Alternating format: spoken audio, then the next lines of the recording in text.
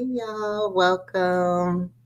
I'm back. We're just gonna make this episode one because we all about new beginnings, starting over, a lot of times, I kind of feel a little self-conscious after you haven't been doing things for a while, but now I feel more empowered because, I've been through this before. So I'm coming with more knowledge this time.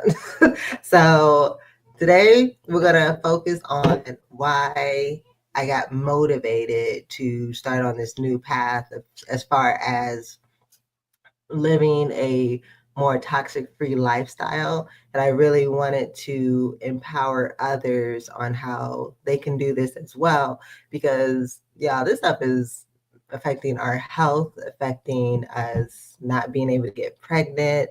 Those of us that are trying or coming up with these weird diseases or just a lot of things. And it could be just as simple as the things that we're putting in our bodies or on our bodies or that we surround ourselves with.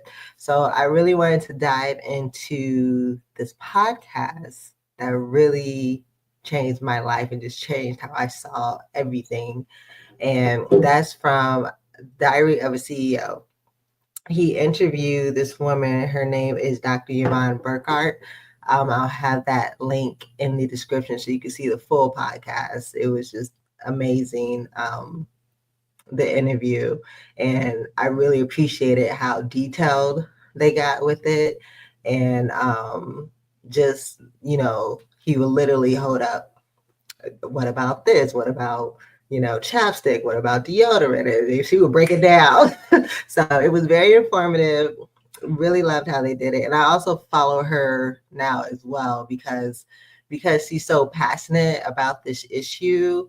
It really made me trust that the information that she's putting out there is strictly based off science. She's a toxologist. So we're going to get into, I want to show just her like the beginning of this podcast, like her warning for everyone, why she wants to make this a broader discussion. What would that warning be? Don't believe everything you see on a container, a bottle, or a product that you're buying. Why? What's the consequence? Is that if you're believing in the marketing and what you see on the front of the label, instead of actually reading the ingredients, you could be exposing yourself to toxins that you probably don't want to be.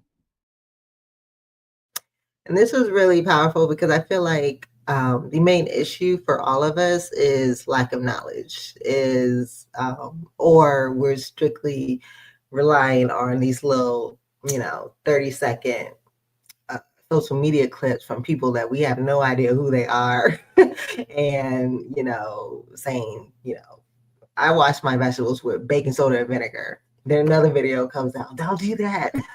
Only wash it with vinegar. Then another video is like, only wash it. And it's just like, well, goddamn, like what? What am I supposed to do?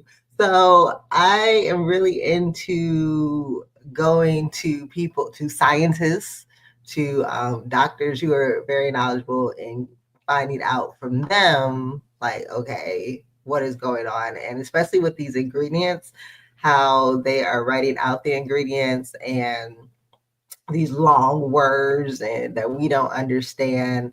I want to set into motion, really empowering ourselves to know what that ingredient is and what it means and what it does. So, I mean, right now they be playing games, even with organic. Sometimes this stuff ain't really organic because in the USA, you can claim something is organic and you only got a little bit of organic material, okay? So we really need to empower ourselves and educate ourselves. But when she started talking about her personal journey and why this is so important for her, like this really touched me. Of how many millions of people around the world are struggling and don't know why. And so if I can bring awareness to that, then I feel like my mission is complete. But I studied toxicology because just in my body, I knew that something was amiss. We need to study this environment around us. We need to be more aware and more conscious of what we're doing. And when I was in undergrad and I discovered toxicology, I was living the absolute conventional lifestyle. and sick all the time and wondering why and just thinking that it was normal, and I shrugged it off, and it wasn't normal, and I reversed it. It's so personal for you, isn't it? It is, absolutely. Why? Not only because I've been personally impacted, but I want my children to have the best version of me so I can look after them. That was really what made me a huge fan of hers. The way she was able to be so vulnerable. And then I totally related to, I've been dealing with infertility for a long time. And it's just like, you're thinking, you're eating healthy, you're doing everything you're supposed to do. And, your periods are coming on time and, but it's like, you can't get pregnant. What's going on? For her, she didn't even have a period for like 9 months. There was something really going on with her. And she was told her only option was IVF. And she decided that she wanted to try to figure out, because she's a toxologist, like she's an actual scientist. So she really wanted to dive into what was going on with her body and the things that she was ingesting. On her own page, she breaks down, because she ended up getting pregnant 9 months later after she totally cleared everything out and redid her whole lifestyle. She was able to get pregnant in 9 months. So on her own personal channel, which I'll also post a link to, she breaks down like the steps that she took in order to slowly change her lifestyle as far as how she ate. She started finding out about like the material, the metal in her mouth. She had to get that taken out.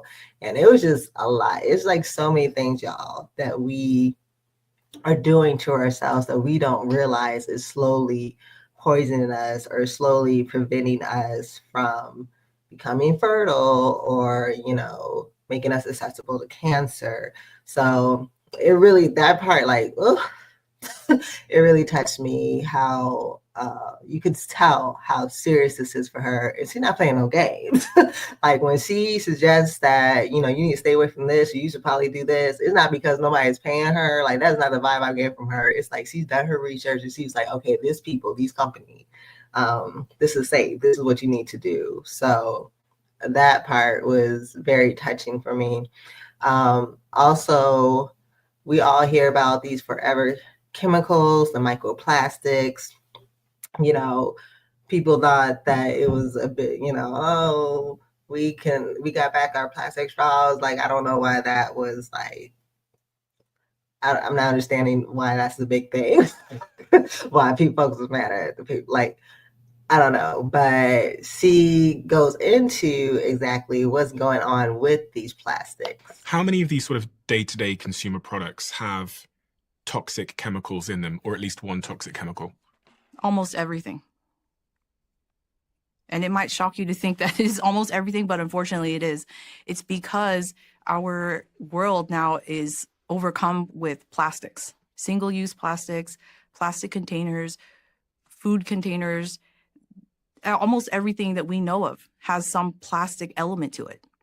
And that's really at the root of a lot of the problems that we have, because the chemicals that are used to create the plastics are leaching. The plastics themselves are breaking up, leading to microplastic and nanoplastic release that we are just being constantly bombarded with on a daily basis.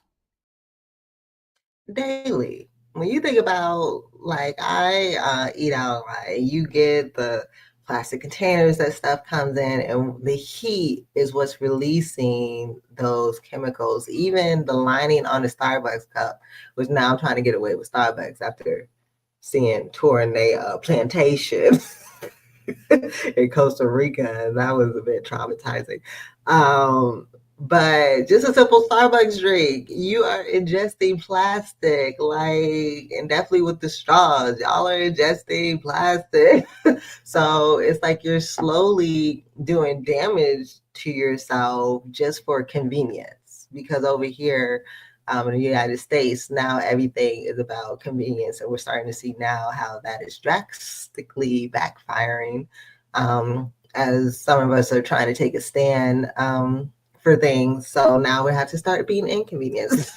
And most of us ain't built for that. So I just feel like people really do need to be aware. And that's something I want to start doing on my page, is bringing more awareness of what exactly these plastics are doing, how to safeguard yourself from these plastics. And there's also something when we're talking about infertility, this is not just affecting women.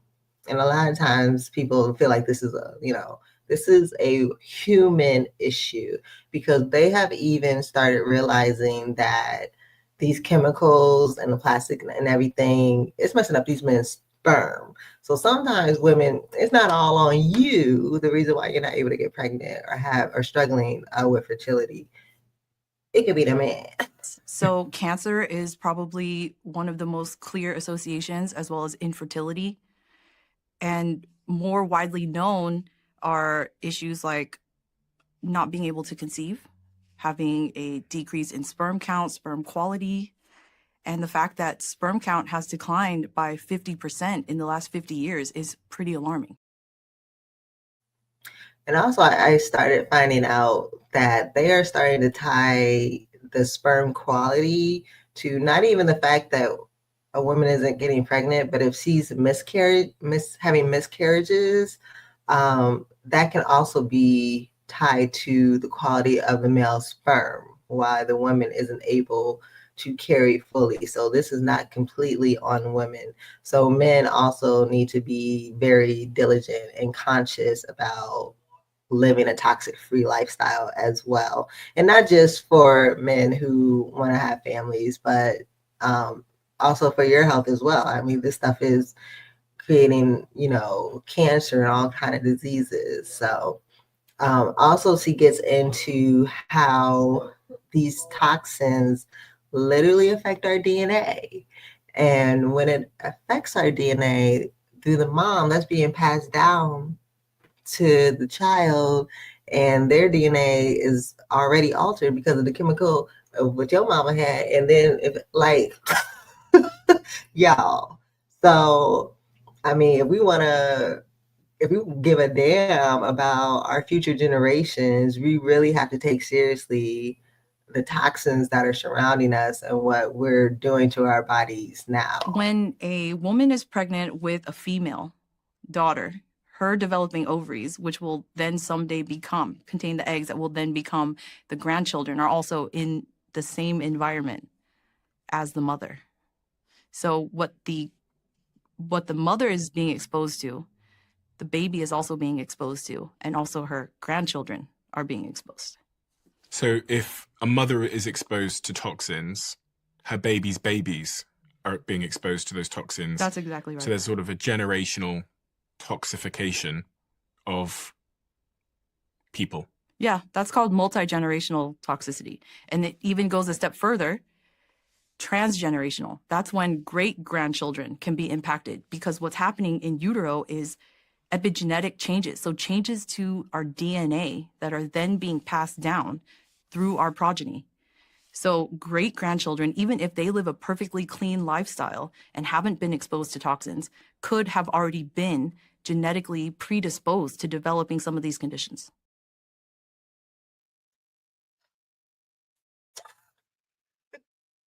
Like, the fact that Europe is the only one that really regulates this stuff and hoes in on this stuff is very disappointing, because it's like y'all really don't care what y'all doing to us over here. And it's like, what's the goal? Like, why do y'all not care? What is the goal? I guess the goal is greed. The goal is money, I guess is what it is. And then she also speaks about, because a lot of my friends have kids, and you can't tell folks what to do with their kids, but I feel like you really need to be aware of the toxins that are around your babies and younger kids, because of the kids' liver, they can't even process out these chemicals until they're 10. So this is why now we have this high spike of these kids who are getting cancer really early and getting all these diseases. And they've also linked to like obesity, childhood obesity, to the kind of toxins that kids are ingesting or even putting on their bodies, from the skincare and what you're washing their hair with, like all that is tied into that. Do you think people are at all aware of the toxins that we're consuming every day? I think now people are becoming more aware, but there are new toxins that are emerging every day. And it's simply a consequence of how the system is set up. And it's mainly because chemicals and products are not required to be tested for safety before they're released onto the market, at least in the US and many other regions of the world. And so what happens is people are buying these products and we're being exposed to chemicals that we have no idea how they're actually impacting our health, if they're harmful or not. And we're basically guinea pigs in a massive human experiment. That's what I'm saying. Like, it's purely based off greed because y'all really don't care. So this is why we have to be very proactive and educate ourselves. And once we start spending our money intentionally on items that are less toxic, then the companies will start making, I mean, now there's starting to be more companies making less toxic things without plastic and stuff, because people are becoming more aware and waking up to it.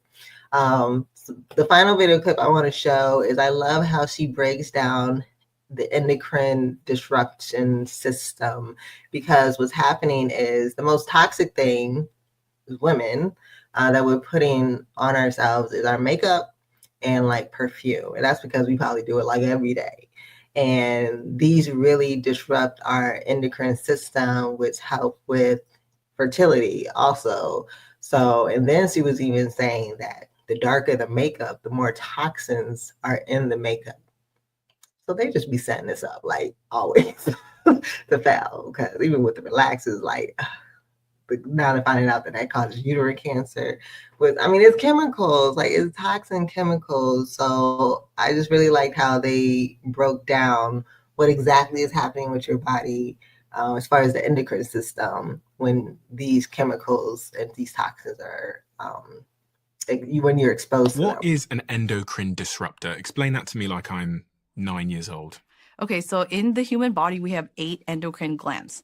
So they're little centers in our bodies, and they secrete hormones. And these hormones regulate pretty much everything that you can think of. So from sleep, wake, digestion, to how well your brain works, cognition, to metabolism, so how quickly you can burn calories, how much fat you deposit, how much fat you can lose, and also your fertility, if you're able to have children someday.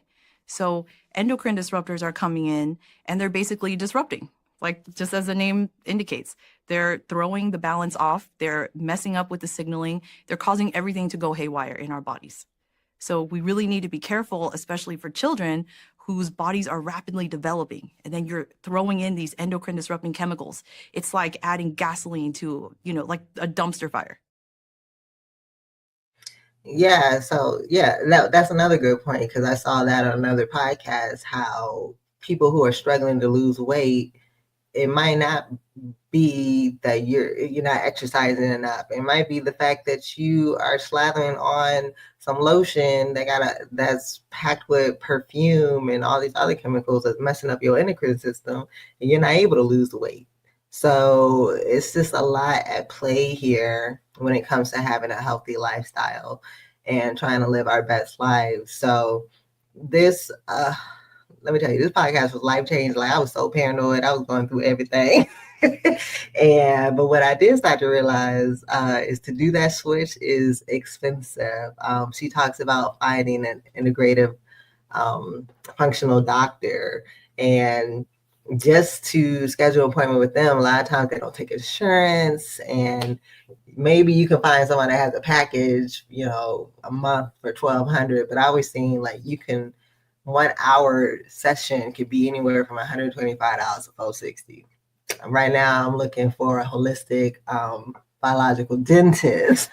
Some of them, they don't take insurance, or you have you had to pay up front and then they submit the insurance. Like it's like a whole thing. So you really, it's a lot of research. I'm still researching to find somebody I can work with, and just dealing with right now, I'm changing the makeup and finding the perfume. So those are stuff I'm going to show you guys my experiences with, to like help make also your process a little easier, a little simpler. And that's why I said tax-free living for regular people, because we all just can't throw everything away and start new. This is expensive. You know, people go through some financial stuff right now. So I'm going to show you ways slowly that I've been kind of making changes and adjustments to my lifestyle. So definitely check out the full podcast and check out her channel. It'll be in the link. And thank you guys for watching.